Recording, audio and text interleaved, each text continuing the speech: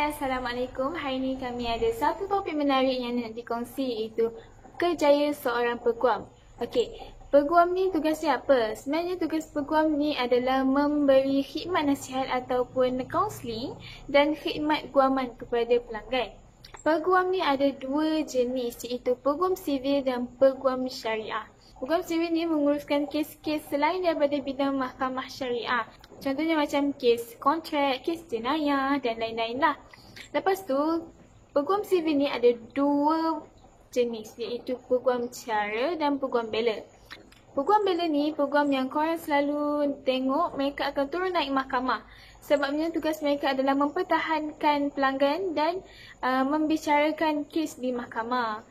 Dan seterusnya adalah peguam cara. Peguam cara ni mereka tak perlu pun untuk hadir ke mahkamah. Sebab tugas mereka adalah menguruskan surat-surat cara, perjanjian, urusan jual beli tanah, penyewaan dan lain-lain lah. Dan akhir sekali adalah peguam syari'i. Peguam syari'i ni dia menguruskan kes-kes yang berada dalam bidang kuasa mahkamah syariah sahaja. Contohnya kes penceraian, kes hak penjagaan anak, kes faraid dan lain-lain lah. Lepas tu, hanya orang yang beragama Islam sahaja yang berkelayakan untuk menjadi peguam syari'i ni. Dan perkara penting yang korang perlu tahu adalah peguam syari'i ni bertugas di satu negeri sahaja. Contohnya jika dia bertugas di Kuala Lumpur, dia tidak boleh bertugas di negeri lain kecuali peguam tu mendapat tauliah daripada negeri tersebut. Sebab tauliah peguam syari'i ini akan dikeluarkan oleh negeri masing-masing. Ciri-ciri untuk jadi seorang peguam pula. Yang pertama sekali, kita mestilah berminat dengan profession ni. Sebab apa? Sebab dengan adanya minat kita dalam sesuatu perkara yang kita buat tu, dia akan dapat mendorong kita untuk buat lebih baik. Segala matlamat kita pun dapat dicapai. Okey. Yang kedua pula, ialah seseorang tu juga mestilah menguasai bahasa Inggeris dan bahasa Melayu, berkemahiran dalam berkomunikasi dan mempunyai kebolehan menilai, meneliti dan berpandangan jauh. Selain itu juga, seseorang tu mestilah rajin membaca, mengikuti perkembangan semasa dan juga mempunyai disiplin diri yang tinggi. Perkara-perkara yang saya sebut tadi tu sangat penting dalam profession seorang peguam. Sebab profession ni taklah semudah yang kita sangka sebenarnya. Profession ni agak rumit. Dia memerlukan kesabaran, kekuatan dari segi mental dan fizikal. Dan banyak yang perlu kita ambil tahu sebelum kita nak jadi seorang peguam. Seterusnya, walaupun profession ni nampak agak sukar, tapi kalau kita betul-betul memahami dan berminat untuk mendalami bidang ni, sebenarnya tak adalah sesusah mana. Sebab profession ni banyak cabang dan boleh dipilih mengikut minat dan kemampuan masing-masing. Okey. Kalau nak pandang dari segi sudut positif pula, banyak je kelebihan menjadi seorang peguam ni. Antaranya, bila kita menceburi bidang ini, seseorang tu dapat menjadi seorang yang bertanggungjawab dan amanah dalam tugasan yang diberikan. Okey. Apa kata kita dengar sendiri serba sedikit perkongsian yang diceritakan oleh seorang peguam. Bismillahirrahmanirrahim. Saya Puan Nur Aqilah binti Muhammad Alwi daripada Tuan Syazri Khairi Mustafa and Associates, dan saya bertindak sebagai peguam syar'i di firma ini.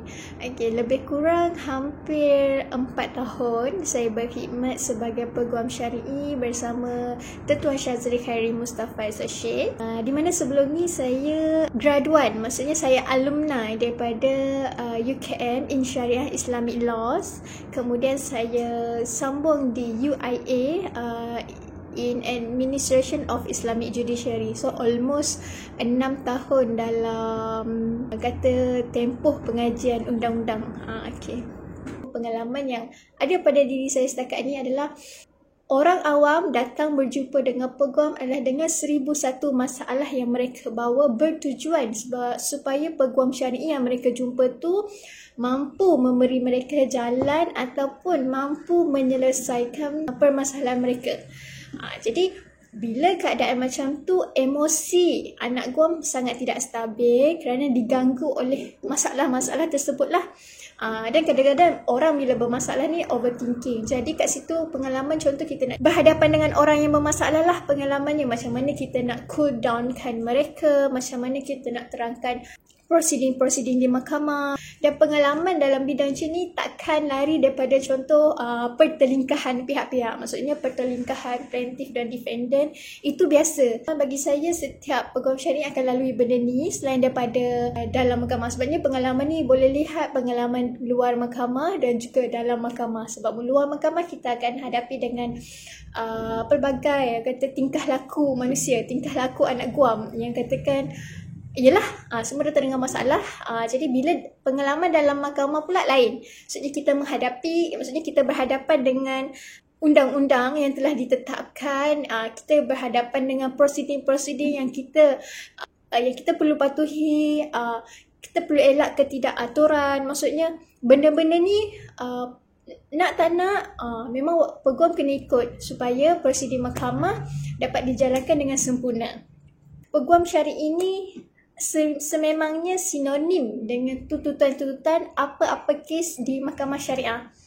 Okey, mengenai selepas kelahiran sehingga kematian. Okey, contohnya, kenapa saya kata peguam syari'i bukan sahaja nikah cerai rujuk, bukan sahaja peguam nikah cerai rujuk, sebab kita kena tengok kepada proses kelahiran.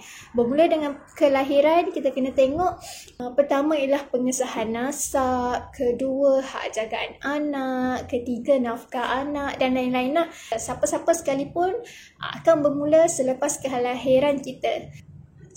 Sepanjang tempoh perkahwinan pun adalah dalam bidang mahkamah syariah. Okey, ataupun selepas perceraian pun dalam tempoh perceraian, selepas perceraian juga dalam bidang syariah. Saya cuma nak tekankan di sini, apa-apa dalam kehidupan bermula dengan kelahiran sehingga sekian-sekian adalah proses di mana benda tu adalah berbidang kuasa di mahkamah syariah. Sekiranya seseorang itu mengalami apa-apa masalah lah. Okey, contohnya kat sini saya kena tengok, sekiranya seseorang tu meninggal dunia, okey, peguam syari'i lah paling tempat yang utama untuk dirujuk sekiranya berlaku apa-apa pertikaian berkaitan dengan harta pusaka, pertama, kedua hibah, ketiga wasiat ataupun faraid, keempat dan lain-lain. Dan benda ni adalah di bawah bidang kuasa mahkamah syariah.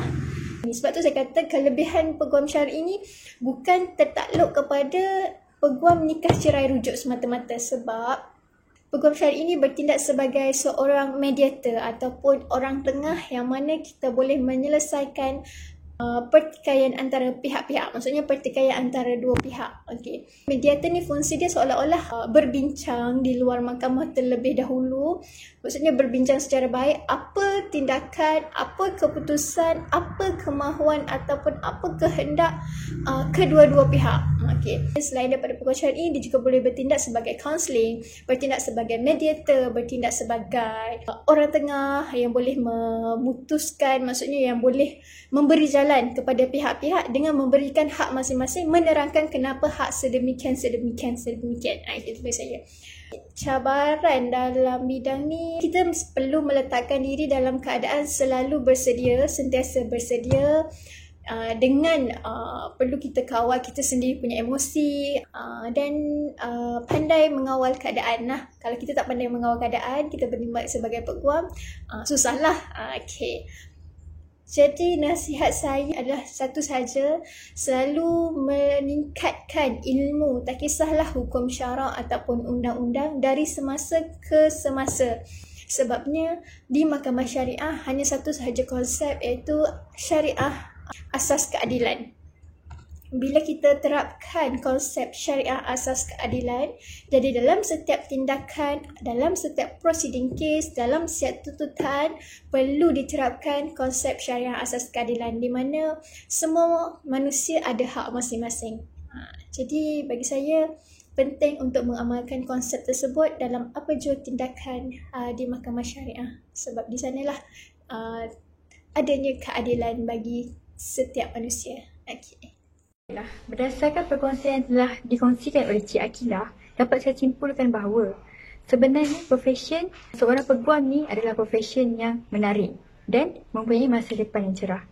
Tetapi pelbagai cabarannya yang kita perlu hadapi. Okay, contohnya, ada setengah daripada masyarakat kita sendiri yang memandang rendah terhadap kerjaya seorang peguam. Kerana mereka mengatakan bahawa seorang peguam ni bertindak membela orang yang tidak bertanggungjawab dan melakukan kesalahan.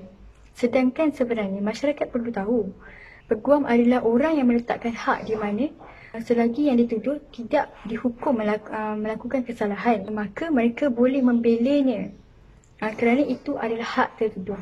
Jadi sebabkan itulah profesi ini banyak cabarannya terhadap seorang peguam. Dan kalau seseorang peguam tu tak mampu untuk menghadapi cabaran ini, perkara itulah yang boleh menyebabkan kemungkinan seorang peguam itu boleh melakukan sesuatu yang menyalahi etika sebagai seorang peguam. Kadang-kadang yang inilah yang menyebabkan timbulnya kes-kes di mana peguam pecah amanah, menerima rasuah dan sebagainya. Jadi jika ingin menjadi seorang peguam, perlulah menyiapkan dirinya dari pelbagai aspek, dari segi rohani, jasmani dan intelek, supaya dapat mengawal diri daripada melakukan kesalahan dan perkara-perkara yang bertentangan dengan etika.